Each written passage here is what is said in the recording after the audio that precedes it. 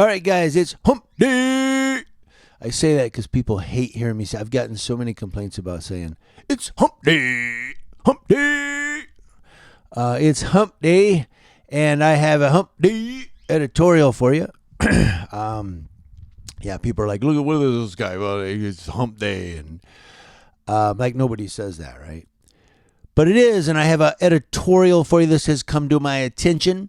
Thank you, Moreno Valley News on YouTube. Moreno Valley News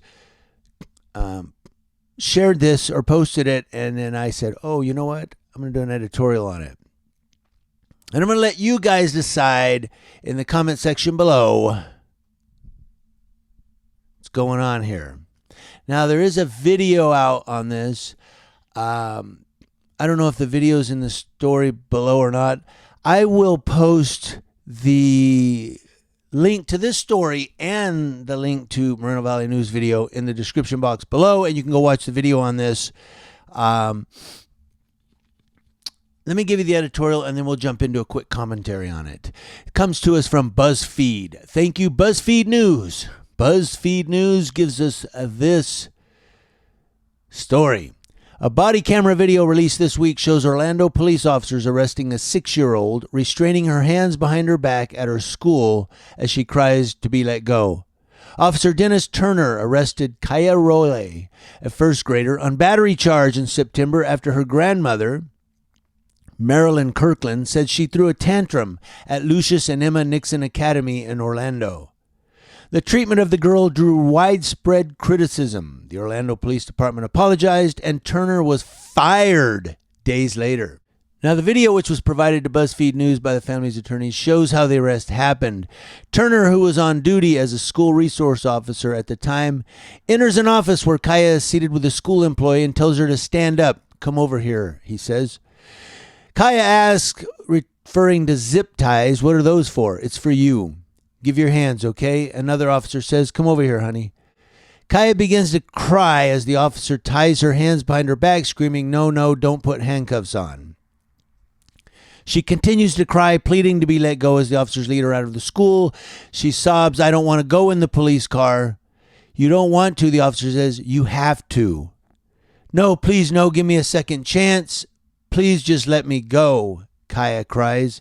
On the same day that Kaya was arrested, officials said Turner arrested a second 6-year-old at school in a separate incident.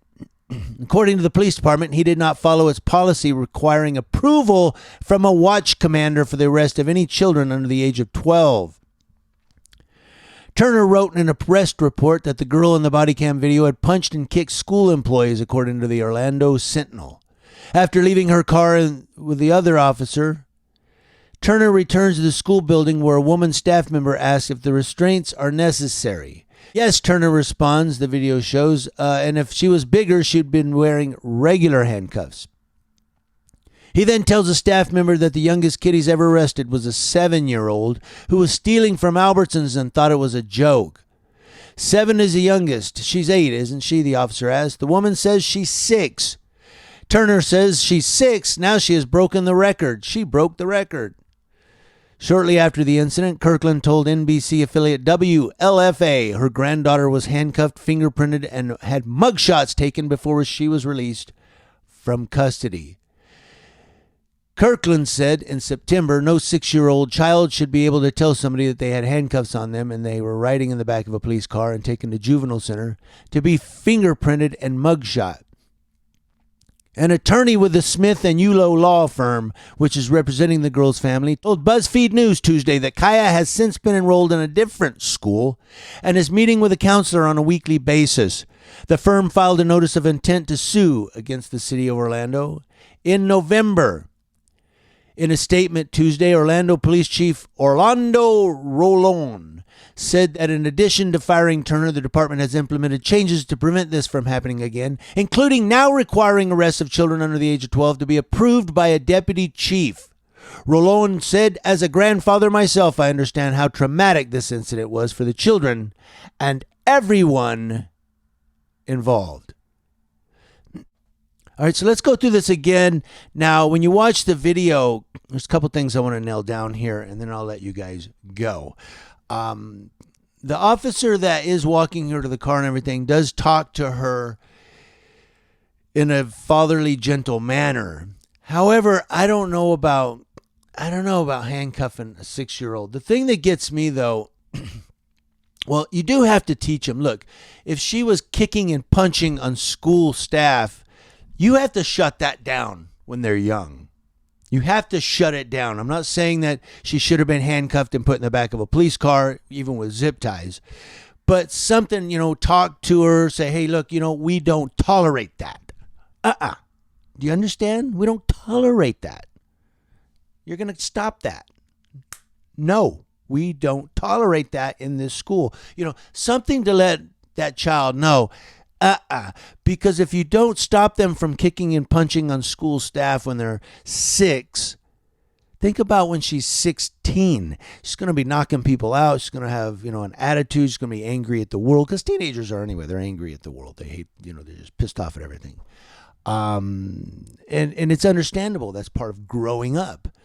But part of growing up is also to be disciplined or, corrected. Let's use that word and say, you know what? We don't tolerate that in this school. Do you understand that, little Kaya? Talk to her or what have you. I like that she's seeing a counselor on a weekly basis. I like that. But so you do have to shut that down.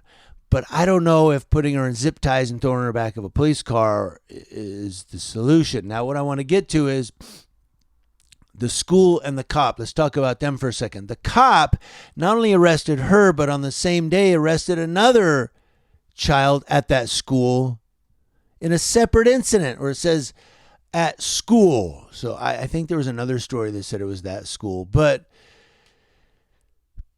in a separate incident. And then he said, yeah, I arrested a 7-year-old that was stealing once. This cop just loves arresting kids, man. I mean, this guy, what's wrong with this guy? He just goes around arresting kids? I don't know. I'm trying to wrap my head around that. So this cop, what does he just go around and he must not have kids, because he doesn't know how to talk to them. He just arrests them and throws them in the police car, takes them downtown and, does a mugshot. But it is true that yes, a 6-year-old can commit battery. A 7-year-old can commit battery. Doesn't mean they're criminals, nor they need to be treated like criminals. You have to correct that, though. You do have to put a stop to that, because if you don't, it's just going to grow bigger and bigger, and pretty soon they're just going to think they can do anything they want. When they're 16, they're going to be punching everybody, and they're going to be fighting all the time. They're going to be like, hey, I can get away with it. No, you shut that down, and you make them nice young ladies and gentlemen as they're growing up. That's part of raising children. It takes a community. It doesn't take just a parent or just a school teacher or just a cop. It takes a community to raise children, because children aren't always home. They're at school or they're downtown or they're wherever, So, but this cop, he's just going around arresting kids. And then the school calling the police to come out for this little girl. Don't they have counselors that could call the parents in and say, you know what, your little girl here, she was kicking and punching our staff today, and we'd like to talk to all of you about that. What is this school? Are the kids so bad that they just 911? Yeah, we got another kid beating up staff members. I mean, what's going on in this school? They don't have people that can counsel these children, that can sit them down and go, hey, when I was a kid growing up, they didn't call the cops on us. We went to the principal's office, and the principal said, I'm going to take this wooden paddle over here on the wall and I'm going to swat you with it. And they did too. They whack, woohoo. You didn't do that shit again. Although I got paddled in school like 3 times, I think, by that big wooden bam. I got hit like I was a fighter in school, man. I fought everybody. And I got paddled like 3 times. I was a little troublemaker. I got suspended once for 3 days for fighting. But they didn't call the cops on me. I never got arrested for fighting from school. I got suspended for 3 days. I went in the principal's office a couple of times. I got paddled like 3 times. But I was never arrested. The cops were never called on me. But nowadays, a kid swings on somebody. Hi, police. Yeah, can you come out and arrest this kid for assault and battery? Mm-hmm. What happened to talking to kids? What happened to sitting them down and going, guys, what's the problem? What's the problem? What's the problem? Huh? Can we be friends? We go to school together. because that's what they did when I went to school. But times are a-changing, and that's why Community Leo Watch is watching Leos as law enforcement officers. I'm watching you every day here in this editorial. Thank you guys for watching me. Let me know how you feel about this in the comment section below. I got to close and get. Happy hump day, because people don't like me to say that. And I will talk to you. I've got more editorials coming later this week. Thank you guys for watching.